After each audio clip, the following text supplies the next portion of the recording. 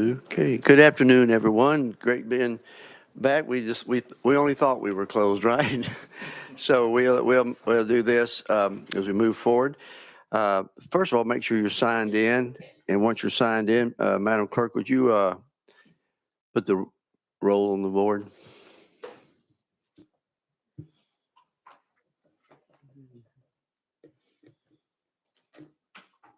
Representative Johnson. Wait, there you go. Let's see, is Haston here? Not yet. He's not. Okay. Representative Baum's here, but he's not here back yet. And Representative Raper, he is had to go do a procedure this afternoon, so he won't be here. Madam Clerk, take the roll call. Mr. Chairman, you have 16 members present. Mr. Chairman, you have a quorum. Thank you very much. Members, anyone have anything that you would like to announce or state before we begin the meeting? Seeing no one. Also, we have just two bills, an SJR and a House bill before us this afternoon. Members, we'll take these. Chairman, I have agreed on item number 2, which kind of came to us at the last moment. A little bit of discussion. I will allow a little bit of discussion on that. I would ask the mayor, let's just don't call the question early. We've gone through several of these bills, but let's spend maybe, what's that? Productive time, as long as we stay on the bill and everything. Let's discuss it. And then probably most people know what they are on the bill, so we'll just call the question and eventually vote here. But let's have a little bit of discussion before we call the question. With that, the first one we have a Senate Joint Resolution 45 by Chairman Sapicki. Do I have a motion and a second? Motion and a second. Chairman Sapicki, you are now recognized. Thank you, members. Very simply here, it names the month of March Tennessee Athletic Trainers Month. That's what the bill does, Mr. Chairman. Any questions, discussion on Senate Joint Resolution 45? Where does it go? Okay. Any objection to this? Go ahead and call the question on Senate Joint Resolution 45. No objection. Would the clerk please put the vote on the board?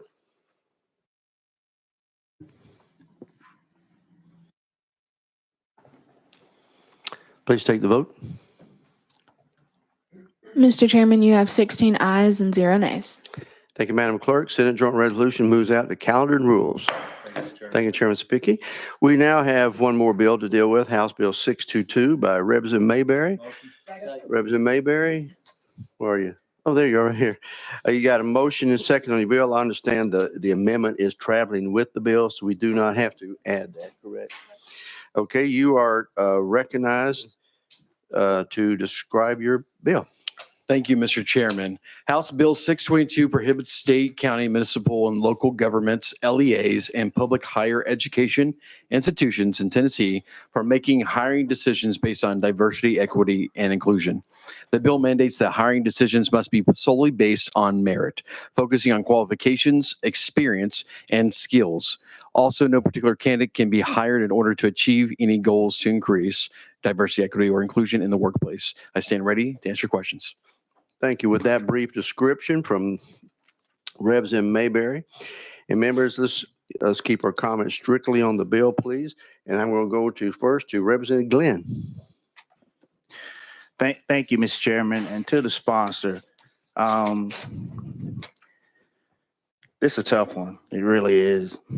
So I'm going to do my best, Mr. Chairman, not to get off the bill. But if I do, I know you'll get me back.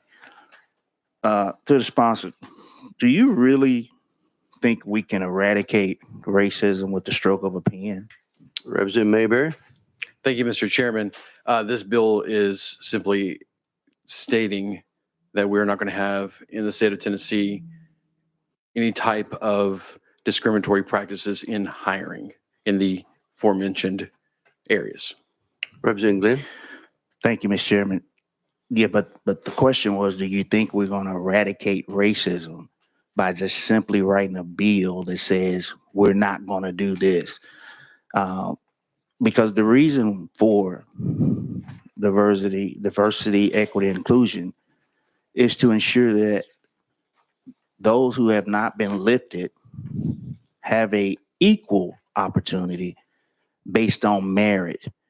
I know there's this belief that somehow people are hired that do not qualify only because of the color of their skin or this, and that third. But that's not true. But what we're saying is because folks have been hired and we somehow don't believe they're qualified, we're going to eradicate that with the stroke of a pen. And so the question is, do you think we're going to eradicate racism with the stroke of a pen? Representative Mayberry? Thank you, Mr. Chairman. I think what you're getting at is you're trying to say that there is no problem.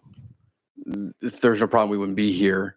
I wouldn't have had professors from colleges reach out to me and ask me and thank me for bringing this bill because they have been discriminated against in their colleges. I wouldn't have community members reach out to me telling me, both Republican and Democrats, they told me that they have been discriminated against during their hiring practices, procedures, and they reached out to me. I would have had elected officials within our own community, Representative, state that these practices were happening.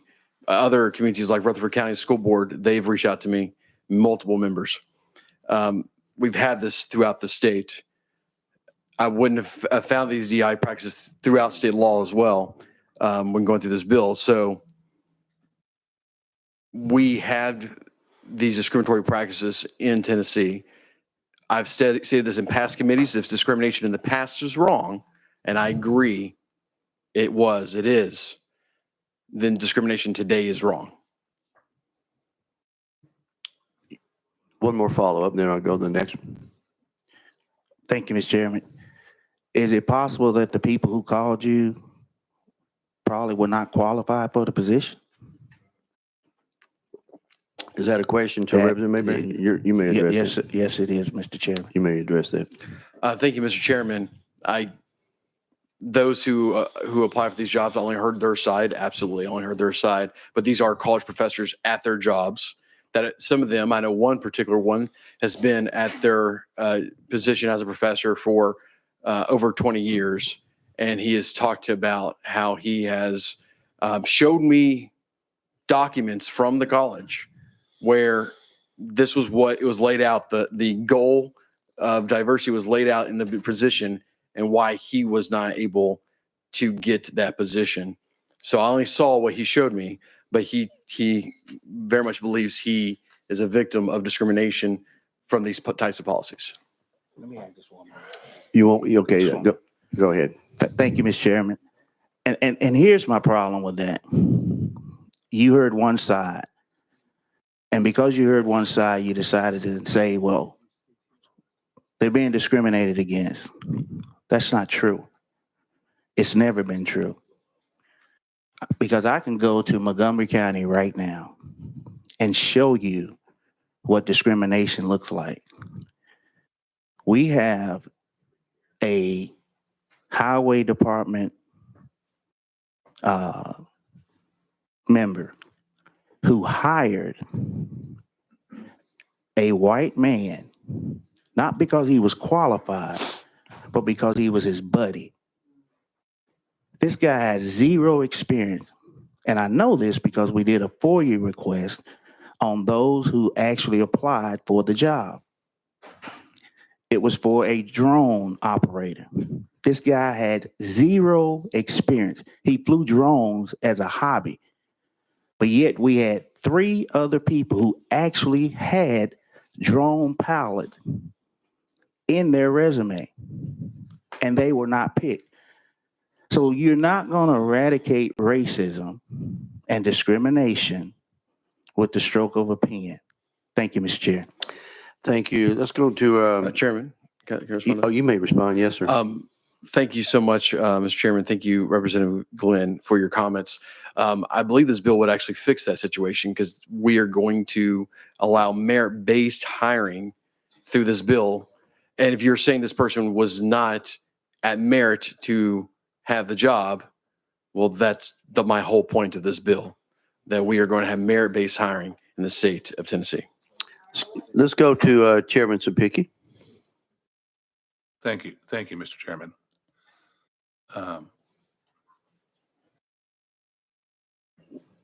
we've sat here for a long time with diversity, equity, and inclusion.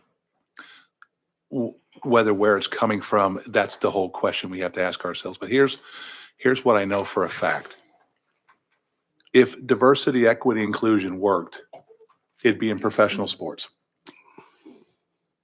It'd be in professional sports, and it's not, because they hire you based off of the ability you have to perform the job that you're tasked with, period.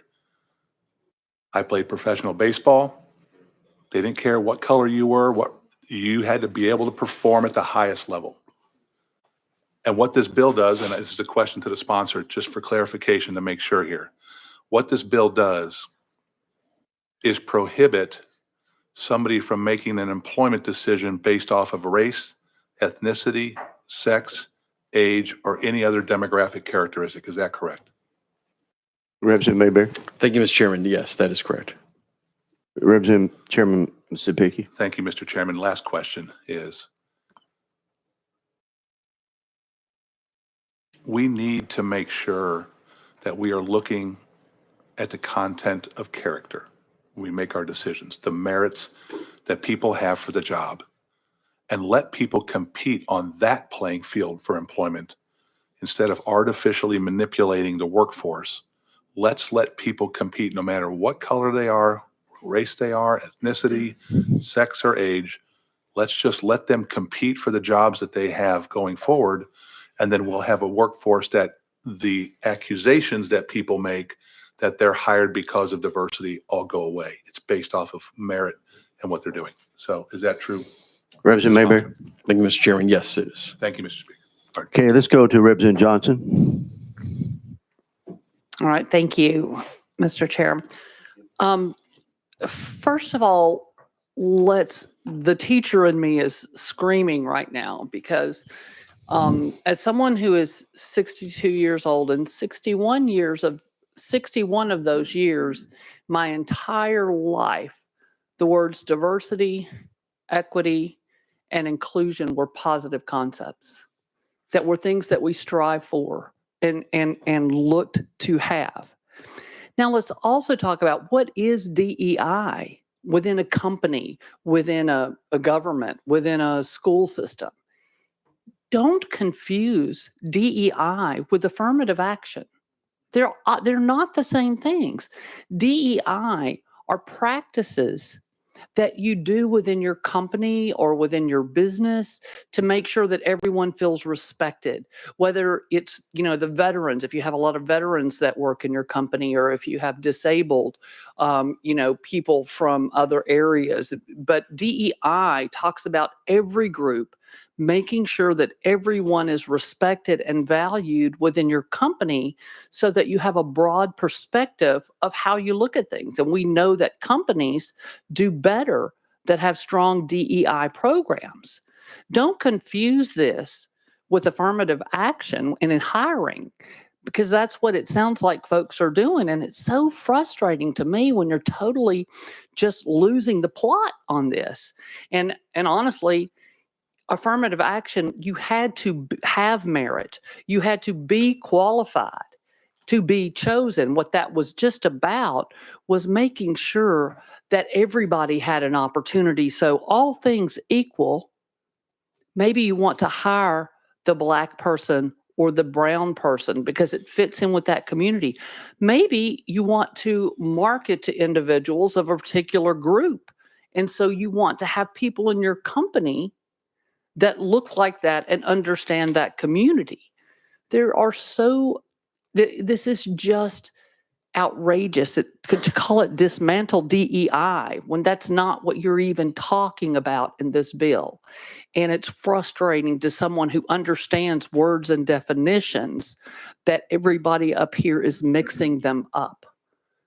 And the reality is there are folks that throughout our history have gotten the short end of the stick forever. And all this is about is making sure that there is equity and that everyone has an opportunity. And it never, ever meant hiring someone who was not qualified for the job. It never meant that. It meant when all when all folks that are applying for the job are equal. And we just heard an example of a person with no merit except for the color of their white skin that they were hired in Clarksville when there were other people that actually had the qualifications for the job and they were refused. This is exactly why this is a problem. It's outrageous to me that people are misusing words, misunderstanding definitions, and not letting, and you absolutely do have DEI in sports, in professional sports, on professional sports teams. They want every member of that team to be valued and to be respected. Thank you. Thank you very much. Before I go to the next person, well, I'm sorry, I didn't cut you off there. I thought you were through the representative. Okay, well, we will, I think a lot of things, and I may be wrong, stand to be corrected. A lot of times when we've had a lot of bills like this session, and the pendulum swings too far one way, then the pendulum starts to swing back. Representative Mayberry, Representative Zachary, and Representative Grills, we've had both those bills pass through this committee this year. How does your bill differ from theirs? You're recognized. Thank you, Mr. Chairman. Deputy Speaker Zachary's bill had to do with certain boards. And then I honestly cannot remember what Representative Grills' bill. Yeah, I didn't know if we're duplicating. It's not duplication, no. It was anti. Oh, that's right. And anti-Semitism. Okay. Yeah, within this bill here has to do with hiring practices within the state in all the areas in which I've stated. And that's where they're different. Okay. One more question from me also. Of course, this came out of the committee yesterday and really was kind of got this and I read through it. The main parts of the bill that would affect us in education is Section 5 dealing with K-12, Section 6 dealing with higher education, then a little bit of Section 8 talking about the board, just one paragraph. I want to bring the committee's attention to Section 5B. The same language is in Section 6B and also in Section 8. Let me read it to you, and then I get to my question to make sure we're actually addressing the language of the bill. Section 5B, an LEA shall not base an employment decision on any metric that considers an applicant's or an employee's race, ethnicity, sex, age, or any other demographic characteristic. That's what I want us to focus on. What does demographic characteristic mean? I'll go to the sponsor first. Then I would like to maybe go to the legal to maybe get as much as you can an opinion from legal. But Representative Mayberry, what is demographic characteristic? Thank you, Mr. I recognize, Mr. Chairman. You're right. Oh, you're recognized. Thank you, Yes, Mr. sir. Chairman. Demographic characteristic could be sexual preference would be one.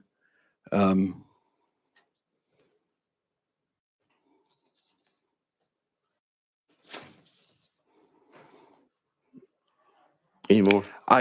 That's one that's very much part of DEI for sure. That has been very much within the tent of DEI. But I definitely would like to go to legal to hear what that says. Sure. And the reason I'm pointing this out, we have the way we see it maybe politically or wherever we are right now in this, but we've also got to deal with the language of the bill.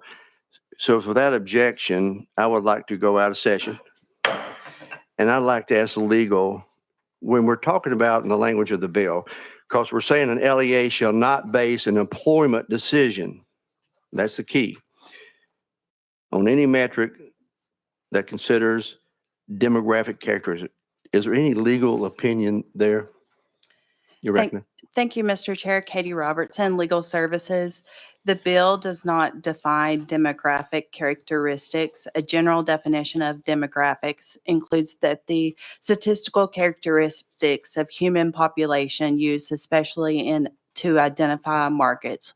That can include age, sex, race, a place of residence, your education level, your occupation status, religion status, and further on. So my question, in legal, if you don't want to address this, what I'm trying to get at, with the language in there, if we get to the point in this bill, an LEA shall not base their employment decision on education level. What if I want a master's degree in a particular area? Would the whole prohibition of demographic prevent that? Can you give an opinion? So the bill provides an LEA shall not base employment decision on any metric that considers an applicant's or employee's race, ethnicity, sex, age, or any other demographic characteristic, rather than on individual merit, qualifications, veteran status, or lawful eligibility criteria. Based on that language, it's unclear if the LEA would be able to look at an education level. Do you think it permits it, or is it just something there that you can, or could you use it, if you went to a court, could that mean something? Yeah, a court could look at this and make a determination, but based on the language here, it's unclear if an LEA could look at an education level, if that would be prohibited in the first part of the sentence under any other demographic characteristic, or if it would be allowed in the second part of the sentence, which provides rather than on individual merit, qualifications, or lawful eligibility criteria. Thank you. And that's the only thing that, you know, whether agree or don't agree with the gist of the bill, we don't pass legislation where the language would tangle us up even further. Does anyone else have a question of legal? Representative Johnson, would you like to ask a question? Yes. So you can't consider education levels for a teacher? I mean, that's what I heard. Legal. So demographic characteristics could include education level. So the sentence is unclear if it would be prohibited under the first part of the sentence, which prohibits an employment decision on any metric that considers any other demographic characteristic. But then the second part of the sentence says rather than and on individual merit, qualifications, or lawful eligibility criteria. So it's unclear on if it would be authorized or not. Follow up. A lot of lack of clarity here too. Like what about a veteran? Can they not be a junior reserve officer, training corps, teacher anymore? Would that? It just opens up a lot of questions that don't seem to make sense. And is nepotism, is that included? Is that something that also is, can't be done here? Or I can go to, I know she's bringing up points, if you can address it from a legal point of view. Yeah, If that's not- what If I was not, we'll, wanting to know if it was. Let me think about the question on nepotism and see if I can. And I guess what's curious too, is there any legal veteran preference for this that it would interrupt? legal. So the second part of the sentence in subsection B provides rather than veteran status. So it is, so they could base the employment decision on veteran status. But not education for a teacher. Okay, thank you. Let me go back to the bill sponsor. Representative Mayberry? Thank you, Oh, Mr. you get a question of legal? It is. Yeah. Thank you, Mr. Chairman. Wouldn't education be a merit? Legal. It's possible that individual merit could include your educational achievements. And, Mr. Chairman? You recognize. Thank you, Ms. Sharon. And also, would education be a qualification if the job is, say, a teacher? Legal. Qualifications is not defined in the bill, but it could be that education level would be a qualification. It's unclear in the language if demographic characteristics would be prohibited in the first part. Representative Mayberry. Let's go to Representative Glenn. Thank you, Mr. Chairman. And legal, here's a question. We're still out of session. Right. This is for legal. Based on this language in this bill, we theoretically could have a school system caught up in court trying to defend a hiring decision. Is that correct? Legal. If an LEA does not adhere to a law, if this law passes, then it is possible that someone who was adversely affected by an LEA not adhering to the law would bring suit, and that the LEA would be held liable for not adhering to the law. Follow up. Okay, so if a school in my district, and I'll give you an example, Rossview High School, who has one black teacher in the entire school, but they have a black population of about 10 to 12%. And I take two applications who are identical, but however, one is a black man, one is a white man, and the school hires the black man, that school can now be tied in legal because they hired the black man instead of the white man, even though their qualifications match based on this language. Is that Legal. correct? You want to address that? So the bill provides that an LEA shall not base an employment decision on any metric that considers an applicant's or employee's race, ethnicity, sex, age, or any other demographic characteristic rather than on individual merit, qualifications, veteran status, or lawful eligibility criteria. So an LEA would, if a case were to be brought, they would need to provide evidence that their decision was not based on the things listed rather than individual merit, qualifications, veteran status, or lawful eligibility criteria. Thank you. Anyone else have legal? One more, Representative McKenzie. And then, I'm sorry. Thank you, Mr. Chair. That is a question that, as you read this, would a demographic be the location that a person lives in? Would that be considered a demographic? Legal. Yes, that could be considered a demographic characteristic. So, I thank you, Mr. Chair. So I know a lot of because this applies to counties, this is a wide ranging sweeping bill that applies to pretty much everybody. He's touched everyone. If we want to have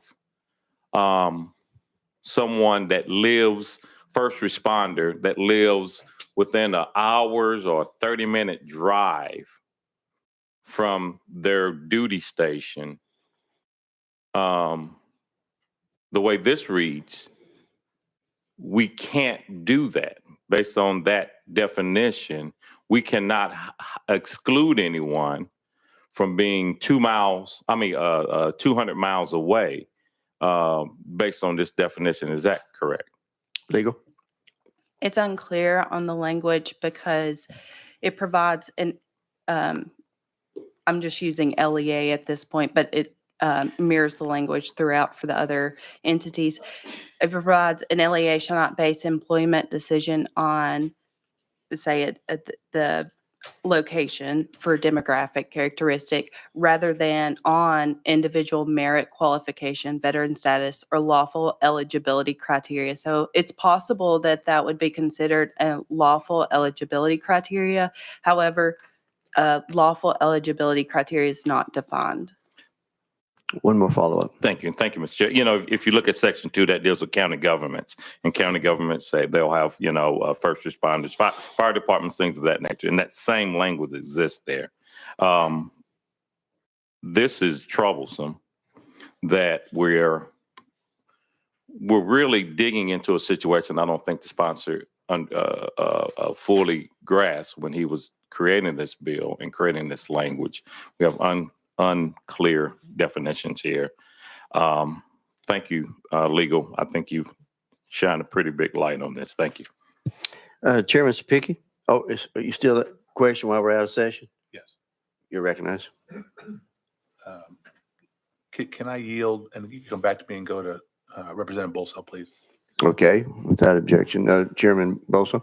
Thank you, Mr. Chairman. And my question, Ms. Robertson, is it the case that courts use principles of statutory construction, also known as canons, to interpret statutes? And in particular, I know that Justice Antonin Scalia wrote a work called Reading Law, the Interpretation of Legal Texts.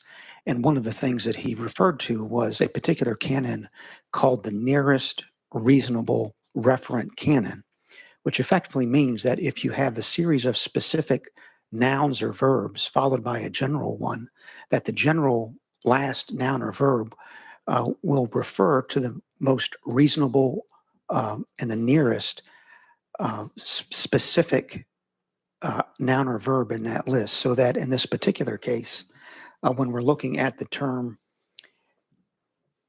demographic characteristic, a court applying the nearest reasonable referent canon will use demographic characteristic to refer to things in the nature of race, ethnicity, sex, and age, because those specific nouns or verbs are found by the courts to refer to the more general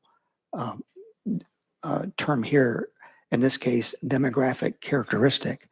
So is it accurate to say that if we're looking at this language that is before us right now, it's most likely that a court applying the nearest reasonable referent canon is going to say that demographic characteristic refers to items that are similar to race, ethnicity, sex, and age, and not to things like veteran status, education status, color of hair, color of shoes, or anything of that nature that is not remotely related to race, ethnicity, sex, or age.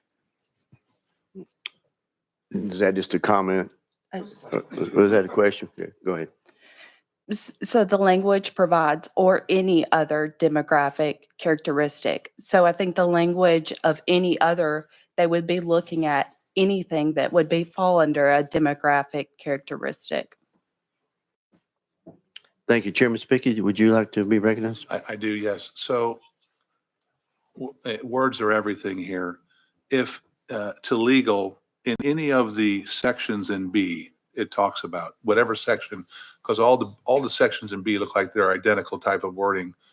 In the point of the wording, if we to partner with what my colleague from Williamson County said, to make the courts reflect back on the nouns before that or words before that, if we inserted the word where it says race, ethnicity, sex, age, or any other similar demographic characteristic, would that suffice in tying that back to that verbiage and those headings before that? Legal? I think that that's a possibility.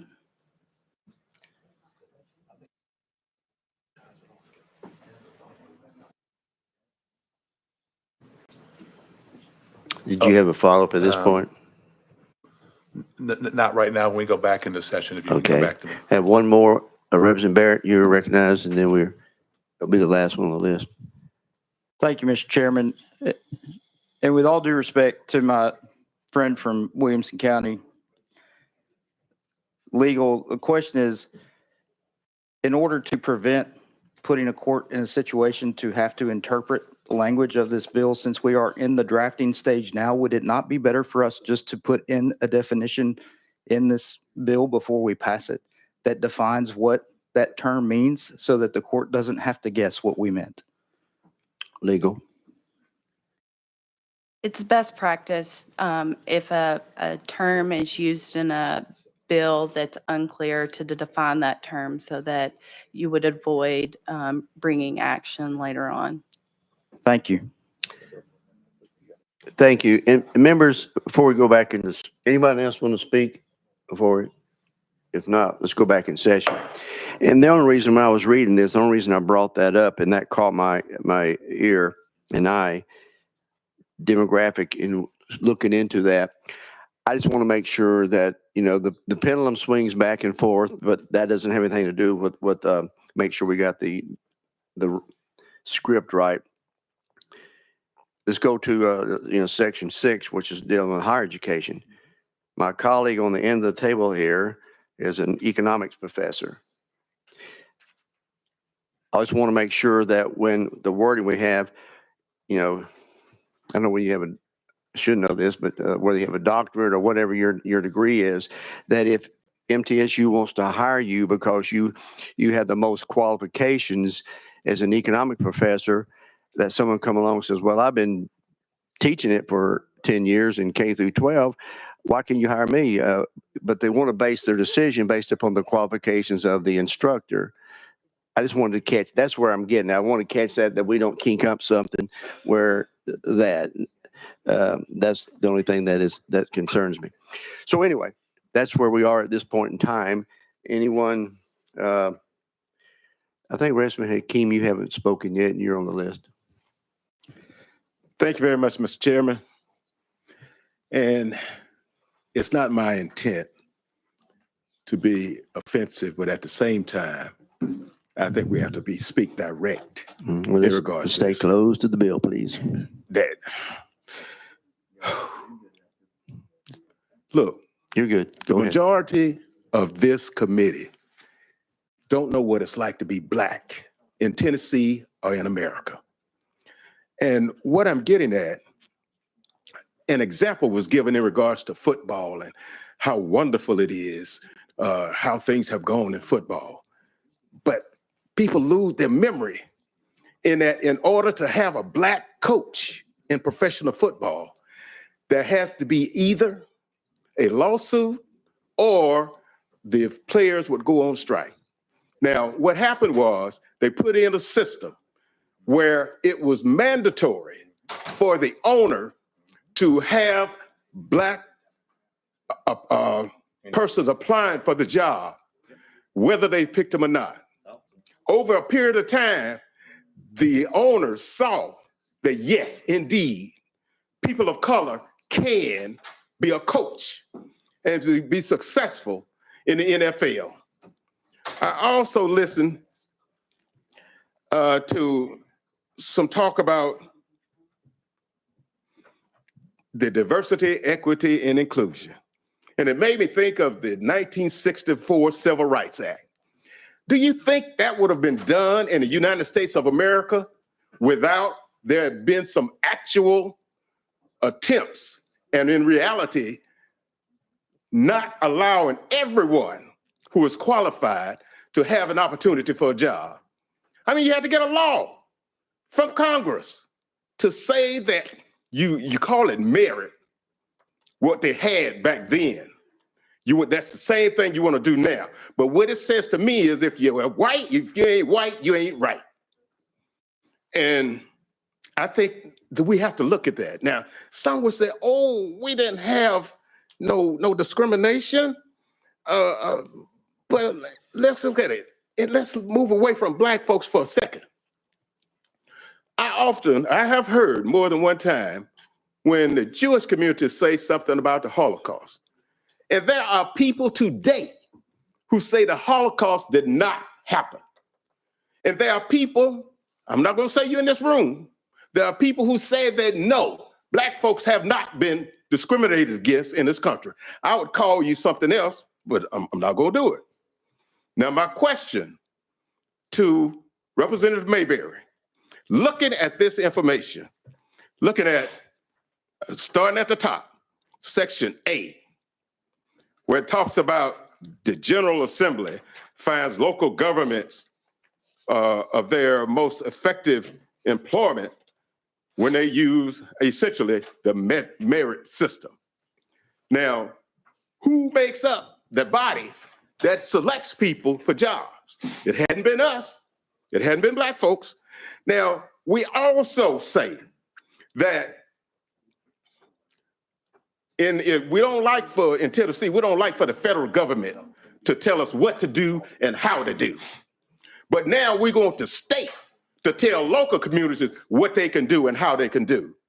Where's the balance in that? We talk trash and not deal with the facts and reality. I'm suggesting to you that you are overlooking the unintended consequences. There is an effort among some people to turn the clock back, put them folks back where they belong. You can attempt it. I question if you're going to get that. So I'm saying that stop acting like you don't know what this is all about and deal with reality of it. You are trying to put Black folks back in a box, and I'm saying we're not going. Okay, Representative King. What? I can tell you, and thank you for your comments. I understand where you're coming from. It's interesting how we see things from different lenses, and I see the lens you say something. But from the bottom of our heart, where I come from, that is not true. We deal with things, and I keep using an analogy, the pendulum, but what the sponsor of the bill is talking about based upon merit. Maybe someday in this country we will get to that where we don't see things the way we see things. And we do have to have laws in place to protect majorities, minorities, and all that. But I do want to push back on that because that's just not true from where I see it and from where I stand. But I do totally understand why you're saying it. But I do want to push back on that a little bit. Okay, let's Chairman Sapicki, I know y'all had a conference. If maybe there's some language you may want to address. Yes, Mr. Chairman, from conferring with both legal here to put clarifying language into this bill, making sure we reference the before instead of the after and all encompassing of what demographic characteristics look like. My motion for a verbal amendment is a one-word amendment. Anywhere in the bill to legal, anywhere in the bill that we see the words, I want to get this right, demographic characteristic, insert the word similar before those two words. So it would read everywhere in the bill, it would read similar demographic characteristic. And that's the motion. That is the motion, but you have a point of order. You're recognized. Thank you, Mr. Chair. This piece of legislation has gone through subcommittee, has gone through full committee, and not education, and it's here. And it went on the merits of what was before it through those committees. If we spent 30 minutes talking about how substantial of a change that would be. The maker of the motion defended, the maker of the bill defended the original term. He defended that. So he's now either changed his mind or had his mind changed for him. That changes the nature of this bill. So this bill would be improperly before us if we made that simple, but it not very simple, one word change. And I'd like to get our parliamentarian to weigh in on that.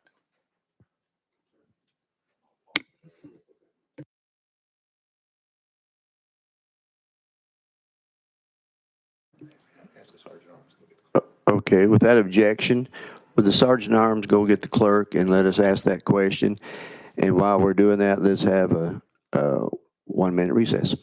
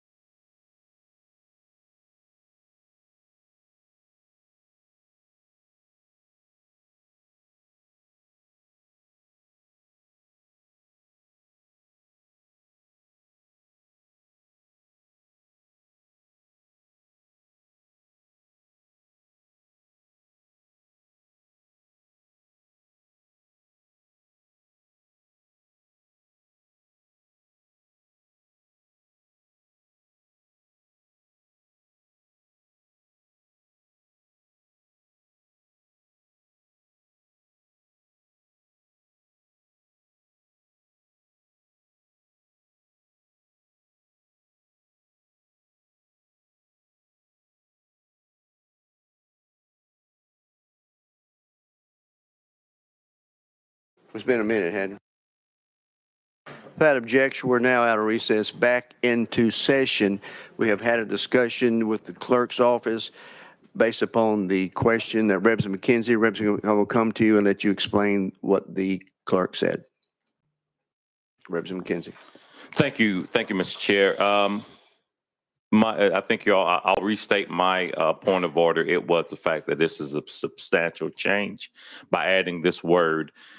In consult with the clerk, who serves as our parliamentarian, the bill's in the Education Committee's hands right now, and we can do whatever we want with that particular bill as long as it fits within the caption of the bill, which this does. They did also say that in calendar and rules, they are the body within our rule system that can refer it back to state and local, or a member can ask that it be referred back on the House floor. So in this particular time, this particular change is within our control. Thank you very much. So as Representative Kinsey said, the bill is in possession of the Education Committee, so we can. So I'm going to go back, if it is the will of the committee, go back to Chairman Sapicki to restate your motion. And then I'm actually going to put this on the board. We're going to do this very clean where there's no questions when we get through what we've done.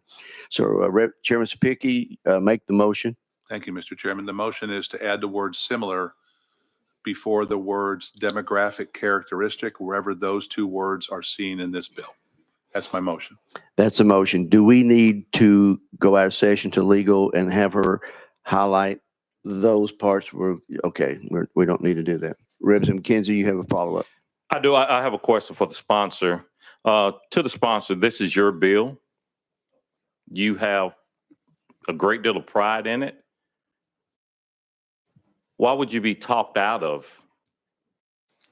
this bill as written when you defended the statement earlier? Thank you. My apologies for not going back to the sponsor. You're recognized. Thank you, Mr. Chairman. I believe this is the first time I've come back in quite a while. What the sponsor of the amendment here is stated is my intention. And if legal didn't write it in the way that was my intention, is my intention to reference him back. So I welcome the amendment. Okay, before we clarify the motion, Representative Boso, you have a comment? I do, Mr. Chairman. Thank you. I simply want to let the members know that what my good friend from Knox County is saying about this being a material, substantial change is not correct. Inserting the word similar is doing nothing but making express what the courts left to their ordinary principles of statutory construction would do anyway. That's the whole purpose of the nearest reasonable referent canon that I mentioned a moment ago. The idea that adding the word similar is a material change is not accurate from a legal perspective whatsoever. This is an immaterial change and it should be added. Okay, we've got the motion before us. Do I have a second? Okay, members, what you're going to be voting on, we're adding the word similar in front of every time in the language of the bill that demographic characteristic comes up. That's what's before us. Vote yes if you want to add. If you're in favor of the motion, vote no if you're not. Madam Clerk, put the vote on the board.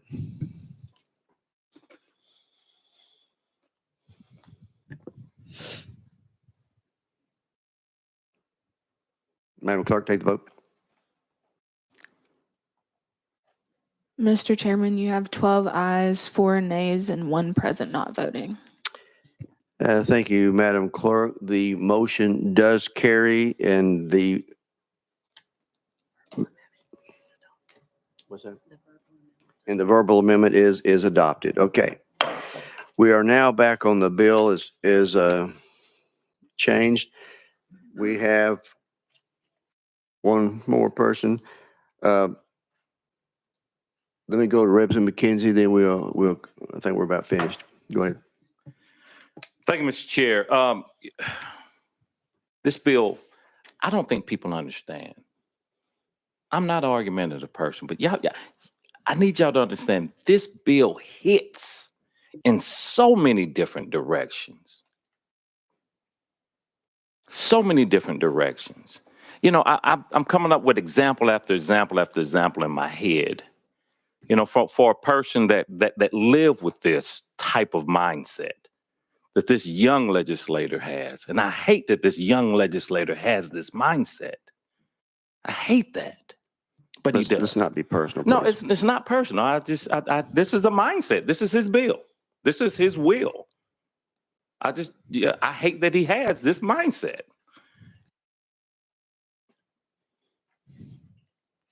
I would love for you all to have walked in my shoes and continue to walk in my shoes. I would love for you to continue to walk in my brother's shoes. You talk about NFL being equal. It's not. The Rooney Rule, as Representative Hakeem laid out eloquently, is there for a reason. Those 32 owners would have never hired an African American as a GM or head coach had it not been for one who's deceased now. Had he not been such a strong person, human being, and saw the landscape. So it still exists. If the Rooney Rule goes away, those 32 owners will revert back. Trust and believe that. And that's what we're looking at here, sponsor. If you're not at the table, you don't eat. It's a fact that people gather with people with similar backgrounds, attributes. The most segregated day in America is Sunday during the church hour. And it's been that way through and continues to be. So why is that? Just ask yourself that simple question. Why is that? There's reasons for it. So my question, I hear you back there, Mr. Chair, and thank you.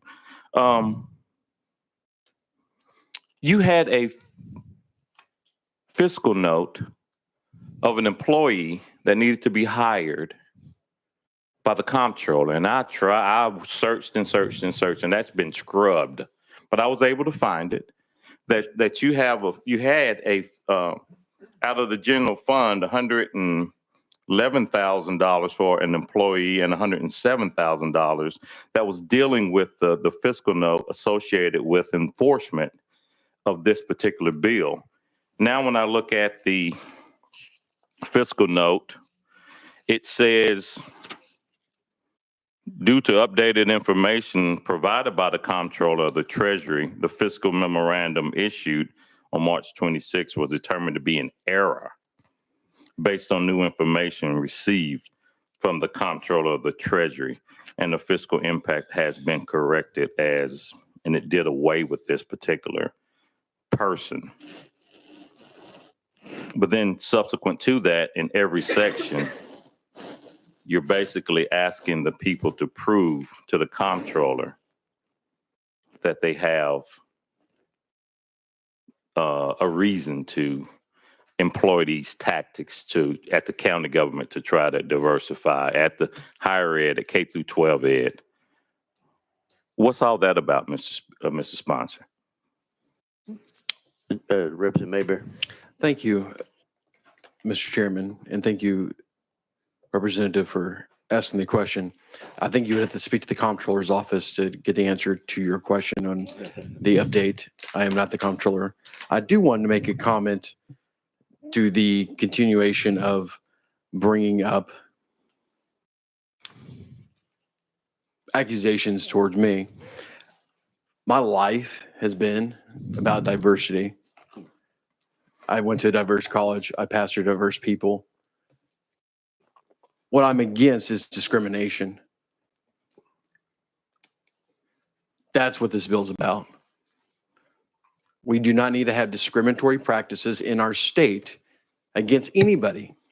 And again, I said that at the very beginning of this. If discrimination in the past is wrong, and I think we all would agree to that, then discrimination today is wrong.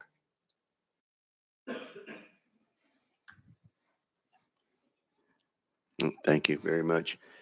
Let me give you one follow-up, then I'll move to the next person. Thank you, Mr. Chair.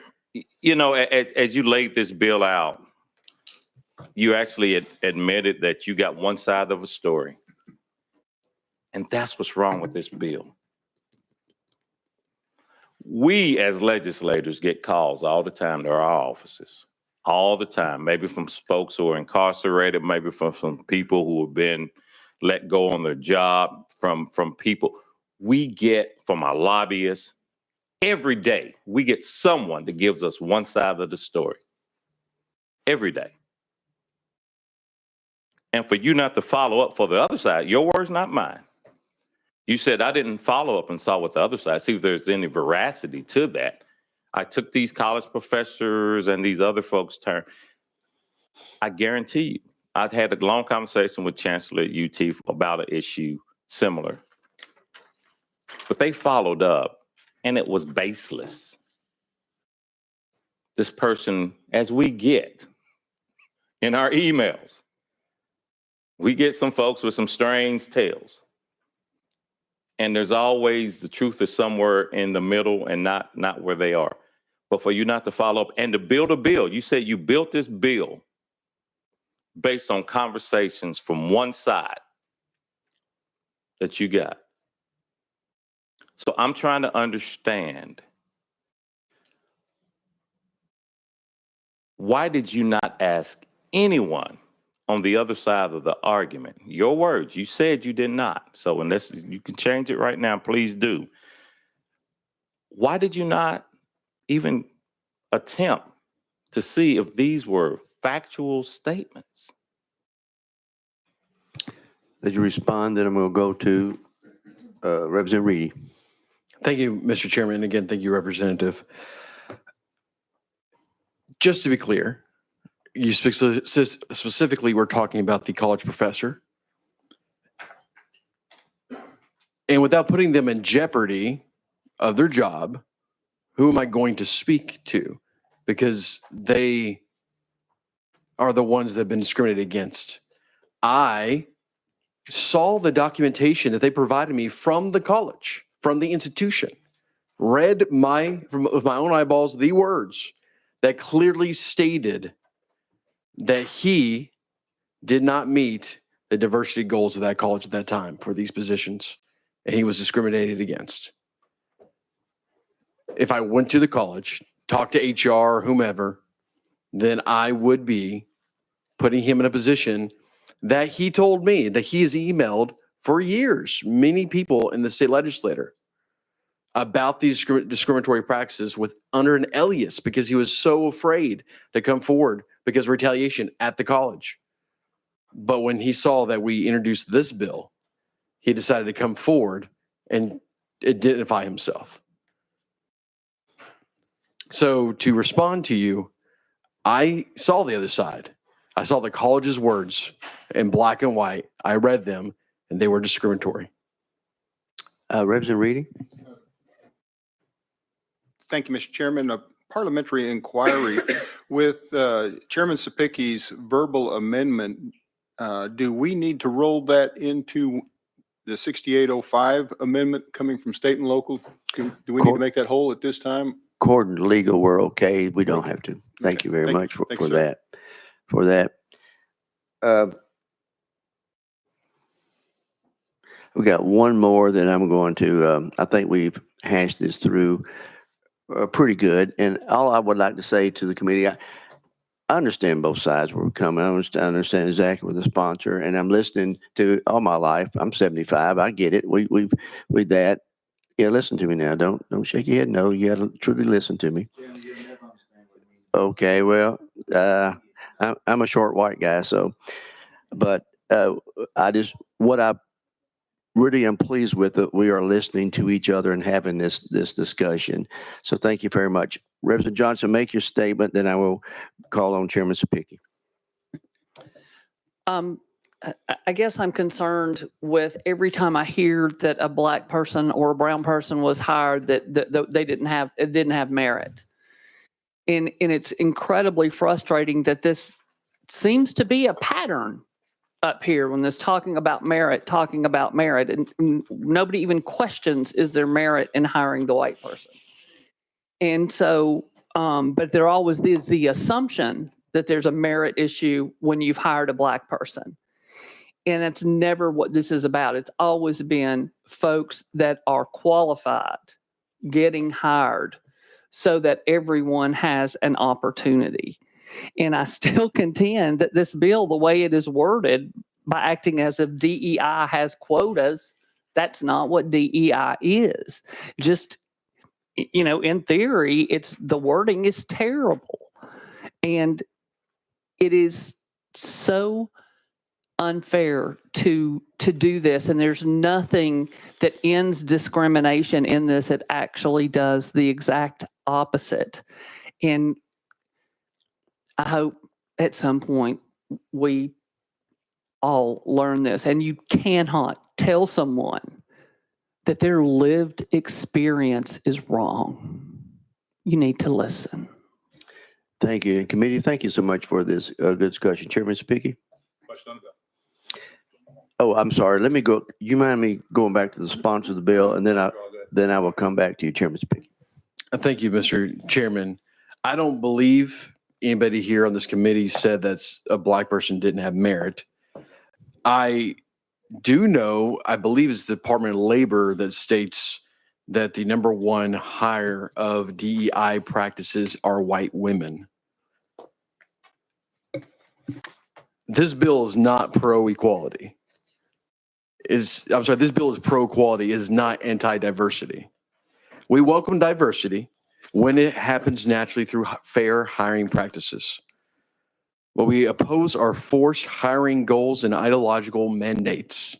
True fairness means every application, no matter their background, has an equal shot based on qualifications. They're not going to be hired based on identity. And I promise you,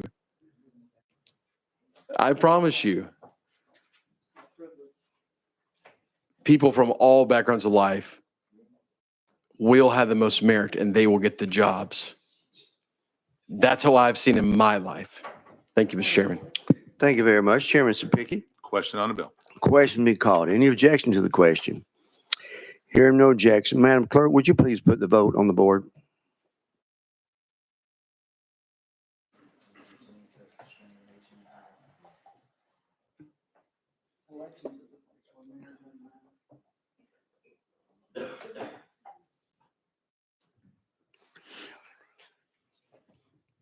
Madam Clerk? Mr. Chairman, you have 10 ayes, 4 nays, and 3 present not voting. Thank you very much. House Bill 622 does move out of calendar rules. Thank you, committee. This committee is adjourned, subject to the call of the chair.